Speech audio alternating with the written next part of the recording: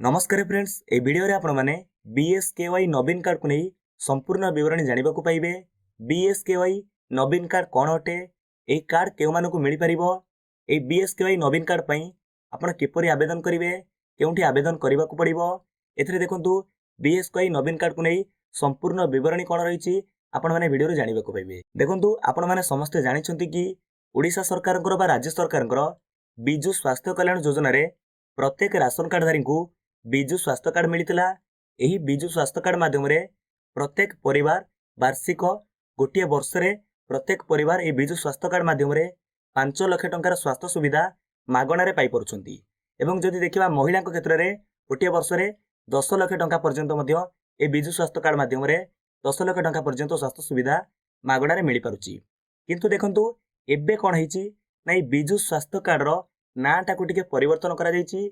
आगरु जहा को आमे बिजु स्वास्थ्य कार्ड कहते एबे ताकू बीएसकेवाई नवीन कार्ड कह जाउची। देखंतु नाम रे रूपांतरित करा जायची बा बीएसकेवाई नवीन कार्ड परिवर्तन ए नाटी को परिवर्तन करा जायची। तेणु देखंतु ए बीएसकेवाई नवीन कार्ड को नहीं आउ किछि मध्य गुरुत्वपूर्ण अपडेट रहिची। जेमिति आपण माने पूर्वरु जानिथिले कि बिजु स्वास्थ्य कार्ड पूर्वरु केउ मानक मिलुतला ना जेउ माने राशन कार्ड धारी थिले बा जेउ मानक पाखरे राशन कार्ड थिला सेमानकु बिजु स्वास्थ्य कार्ड मिलुतला। अर्थात आपण देखिबे राशन कार्ड रे नंबर जहा एवं बिजु स्वास्थ्य कार्ड नंबर सेम अटे बा समान अटे। तेणु राशन कार्ड धारी मानकु बिजु स्वास्थ्य कार्ड मिलुतला। किंतु एबे देखंतु अपडेट आछि कि जेउ मानक पाखरे राशन कार्ड नाही सेमानकु मध्य बिजु स्वास्थ्य कार्ड बा बीएसकेवाई नवीन कार्ड मिली परिबो। किपरि मिलिबो ना जेउ माने सरकारी चाकरी रहिले बा सरकारी चाकरी करछंती एवं जेउ माने आयकर दाता अटंती बा इनकम टैक्स भरुछंती सेमानकु छाडी देले बा सेमानकु बाद देले अन्य समस्त लोक हिबा हिताधिकारी जे रहिले समस्त को राशन कार्ड नथिले मध्य तांको बीएसकेवाई नवीन कार्ड मिली परिबो। देखंतु फ्रेंड्स एबे कथा उठुची कि जे मानक पाखरे राशन कार्ड नाही सेमाने किपरि बिजु स्वास्थ्य कार्ड पई अप्लाई करि परिबे। एति पई ऑनलाइन रे आवेदन करिवार सुविधा किछि रहिछि कि निहाती फ्रेंड्स देखंतु आपण माने जानिथिबे पूर्वरु बिजु स्वास्थ्य कार्ड पई ऑनलाइन अप्लाई रो बा ऑनलाइन आवेदन करिवार कोनोसी सुविधा नथिला, सुजोग नथिला। किंतु एबे जो अपडेट आसी अपडेट अनुसार आपण को कहूची आसंता 6 तारिख ठारू अर्थात आसंता जनवरी 6 तारिख ठारू ऑनलाइन रे आपण माने बिजु स्वास्थ्य कार्ड पई अप्लाई करि परिबे। एवं कहा जाउची कि आपण जदि मो सेवा केंद्र रे बिजु स्वास्थ्य कार्ड बा बीएसकेवाई नवीन कार्ड पई आपण अप्लाई करिवे एति पई आपण को कोनोसी देय बा चार्जेस दबा को पड़िबो नाही।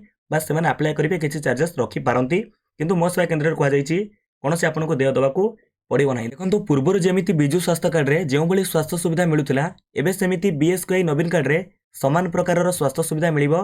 एथिरे आपण कोनोसी द्वंद्व पड़िबो नाही।